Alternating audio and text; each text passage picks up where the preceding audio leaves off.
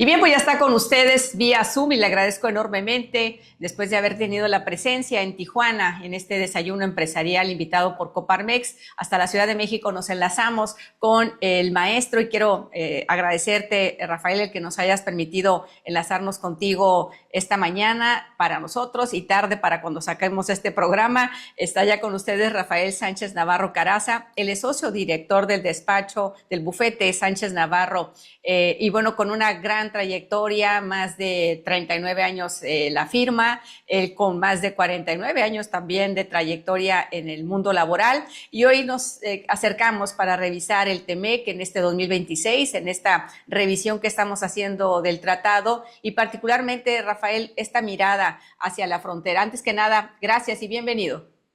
Gracias a ti, Rosa, muy amable, con todo gusto estar ahí. Fue una experiencia increíble visitar Tijuana. Lo había yo visitado exclusivamente en plan de turista de hace muchos años ya, y la verdad es que me quedé con un muy buen sabor de boca de ese dinamismo, de ese cuidado que le tienen a Tijuana. Muy contento regresé de haber participado con la Coparmex en ese evento. Bueno, pues más que invitado para que después nos acompañes aquí en Mexicali, pero vamos entrando en materia. Sin duda, México está enfrentando pues la mayor transformación laboral desde la reforma del 2019, que tú tienes por ahí varios apuntes sobre el tema, ahora vinculado con el TEMEC en esta revisión. Y pues te quiero ubicar Baja California, la frontera, el tema del talento, el tema de la manufactura, si realmente la frontera, nuestra frontera, ganará o perderá competitividad. Y antes de entrar en este tema, que es el que nos vamos a referir a lo largo de la entrevista, quiero pedirte en la línea del tiempo que le puedas describir, porque pues has analizado las reformas laborales en nuestro país y obviamente la incursión de México a esta economía global, primero en el GATT, después el TLC, hoy TEMEC. Entonces te dejo los micrófonos, Rafael, para esta Y no, línea del tiempo y los cambios que ha vivido nuestra legislación y nos concentremos particularmente en los que en este 2026 estamos digiriendo. Adelante. La verdad es que en el aspecto laboral, un buen amigo decía que le daban envidia a los fiscalistas porque cada año le daban negocio, ¿no? Y ahora somos los laboralistas los que afortunado o desafortunadamente estamos en esta. Híjole, tsunami, yo lo llamaría de reformas laborales, y si quieres ahorita lo comentamos más ampliamente. En efecto, la Ley Federal del Trabajo que nos rige hoy con todas las modificaciones desde 1970. Hay que ubicarnos que en 1970 esta ley fue muy novedosa en los aspectos de derechos individuales y sobre todo en los derechos colectivos. Y también en 1970 estábamos pues prácticamente en el apogeo de lo que se ha venido llamando este corporativismo sindical, corporativismo empresarial y todo el poder completo del Estado, ¿no? A través del PRI en el gobierno, pues que dio un desarrollo estabilizador y donde probablemente las fórmulas hoy de cierta forma se siguen haciendo, pero ya no se entienden exactamente igual como se pensaban en 1970 con esta ley, 70. que es el hecho de, pues prácticamente empresarios, sindicatos y gobiernos estar alineado con la ley, con proyectos y probablemente distribuir, ¿no? De alguna manera cómo era el empresario. Y así se mantuvo prácticamente con algunos detallitos, algunas reformas hasta el 2012, ¿no? Como recordaremos, en esa época fue donde finalmente se pudo concluir de muchos trabajos que venían desde la época de la famosa Ley Abascal, ¿no? Con Vicente Fox, que desafortunadamente no tuvo eco. Algunos otros intentos del PAN previo, por ejemplo, curiosamente lo comentaba yo en la charla ya en Tijuana, de que fueron los primeros, los panistas, que propusieron que las juntas de conciliación y arbitraje se extinguieran y pasara al Poder A lo que Judicial, hoy. ¿no? A lo que hoy ya se hizo, ¿no? Curiosamente en el otro extremo, ¿no? Del péndulo político. Pero prácticamente del 70 al 2012 bueno, salvo la reforma de 1980 en la parte procesal, no hubo ninguna reforma de fondo. Y ahora lo cierto es que esta reforma del 2012 fue importante en la parte sindical, fue un preámbulo probablemente de lo que posteriormente en el 2017 con la reforma constitucional y luego en el 2019 se 19. dio toda la parte de la reestructuración, vamos a ponerle así un nombre pomposo, ¿no? De la reestructuración sindical y de la forma de ver las cosas. Es importante también señalar que en papel, ¿no? Desde la ley de 70, en papel, pues parecía que los derechos laborales, los derechos sindicales, sobre todo de los trabajadores, estaban garantizados, pero probablemente yo creo que nos fuimos al extremo en la lectura y en la interpretación de los derechos sindicales, sobre todo en el derecho de huelga. La ley establecía y establece en forma genérica que cuando un sindicato represente trabajadores, tiene el derecho de solicitar la firma y emplazar a huelga a una empresa, a un centro de trabajo. Y esto se interpretó por los tribunales a rajatabla. Con el simple hecho, se presuponía que por el simple hecho de ser sindicato, por ese solo hecho, los tribunales entendían, las juntas de conciliación y posteriormente los tribunales entendían que estaba legitimada y estaba ahí la representación.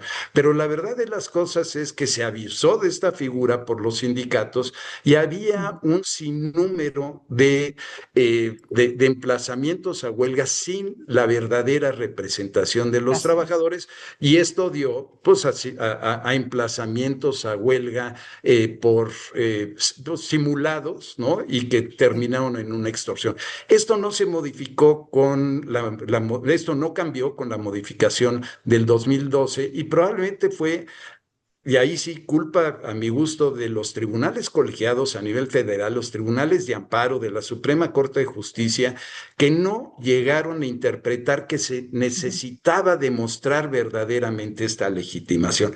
Pues nos fue tan mal en la OIT, nos fue tan mal con los tratados, pues que tuvo que venir de parte de la OIT una resolución donde nos decían, oigan, México, tienes que acabar con los contratos de protección patronal, ¿no? Y en el argot decimos contratos de protección, contratos de Protec, y allá en la OIT le pusieron patronal, ¿no? Y entonces esto vino en 2017 a que se modificara, tuvo que existir una modificación constitucional, pero pues así fue, así es, y solo así entendimos, en donde con todas sus letras en la Constitución, en el artículo 123 constitucional, se tuvo que decir que los sindicatos tenían que demostrar la representatividad de los agremiados. Cómo se solucionó posteriormente en 2019? Que esta representatividad se tiene que probar dentro de un proceso de emisión de constancia de representatividad ante el Centro Federal de Conciliación y Registro Laboral.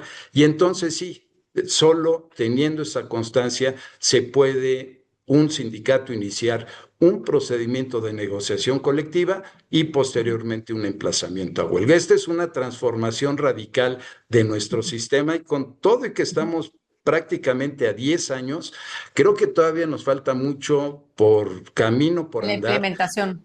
Sí, tanto de la implementación creo que ya está, realmente de entendimiento por parte de los patrones, de entendimiento del valor que tienen los propios sindicatos e incluso las autoridades, ¿no? Lo implementado creo que ha sido bastante bueno, bastante razonable, pero tenemos mucho que entender en cuanto a libertad sindical. Ok, ahora, por cuestión de tiempo, vamos a tener dos bloques contigo, Rafael. Este primer bloque es más o menos de 12 minutos. Y quisiera en esta primera parte, porque la segunda se la vamos a dedicar de lleno al tema que nos ocupa, me gustaría, antes de entrar a ello, un poco la parte donde tú, pues en esta reflexión que hacías aquí en Tijuana, ¿no? Con nuestros amigos, decías tú el tema de la revisión, que representa naturalmente o existen riesgos de tensiones comerciales que puedan afectar la inversión a la frontera. Me gustaría ya entrar en esta parte antes de pedirte si en estas modificaciones que se han dado, especialmente estados como Baja California, Nuevo León o Chihuahua, estarían pues en una situación compleja con todos estos cambios. Si te parece, Sí, con esto sí, terminamos este primer bloque para irnos al segundo. con todo gusto. Bueno, quieres, no lo contesto, ¿no? Perdón.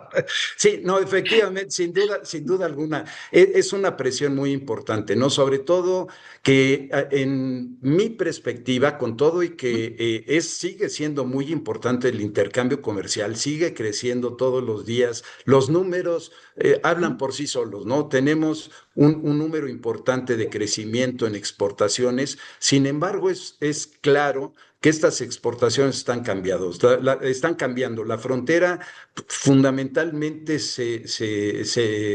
en la manufactura, en la parte de las maquilas, ¿no? Que se iniciaron por ahí de los años 50 y que a la fecha subsisten. La verdad de las cosas es que se ha venido transformando ese concepto de maquila. Antes había unas formas que hoy son ya inaplicables por la modificación de la subcontratación. Sin embargo, sigue siendo muy interesante para muchas empresas tener esta mano de obra, pues en la frontera y poder movilizar las cosas. Lo vivimos con la pandemia, ¿no? El offshoring, ¿no? Que parece, pues ahora con Trump visitando China, que quién sabe qué pactaron o qué se vaya a hacer, pero no hay duda de que hay cierta industria, ciertas formas de trabajo, ciertos trabajos o ciertos productos que requieren estar aquí en México con la cercanía de Estados Unidos y sigue siendo inmejorable la situación de Tijuana, la situación de Juárez, de Nuevo León, de Tamaulipas, para estar en el momento con muchas ventajas. No es solo el tema de salarios, ¿no? Que pudiera ser, sino es el tema también fundamentalmente de la capacidad de la mano de obra, la El habilidad que talento. tienen los obreras, el talento mismo, la forma de organizarnos. Yo creo que tenemos muchas ventajas competitivas y seguirá creciendo la economía en la frontera. Muy bien, pues vamos a nuestro regreso a abordar precisamente la implementación de los cambios laborales relevantes y vigentes en este 2026 con nuestro experto que nos acompaña desde la Ciudad de México. Gracias a Rafael Sánchez Navarro Caraza, socio del despacho Sánchez Navarro. Contigo regresamos, Rafael. Claro que sí, gracias, Rosa.